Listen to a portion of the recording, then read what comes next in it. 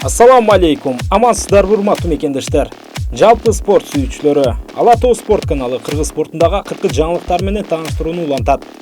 Бул жолку чыгарылышта биз белгилүү мушкерибиз Азиз Сатыбалдиевдин алдыда белгиленген беттеши тууралуу айтып өтөбүз. Андыктан алдыңкы убакытта биздин каналга жазылып, видеого лайк басып туруңуздар.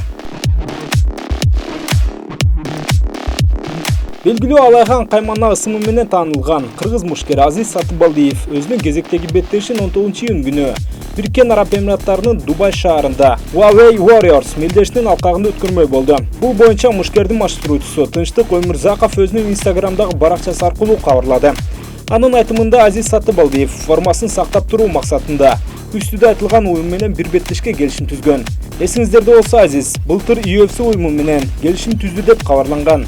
Бирок мекендешибиз Али аталган уюмда дебют жасай элек.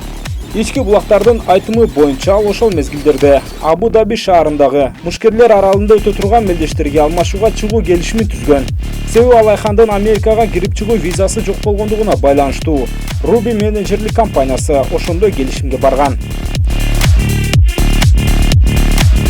Албетте Азизге биз алдыдагы беттешине ийгилик каалайбыз. UFC менен түз келишим алыш үчүн чындында бул мушкерде азыр мүмкүнчүлүк чоң. Себеби UFC өкүлдөрү Азиздин беттешүү стилин көрүп жактырышкан.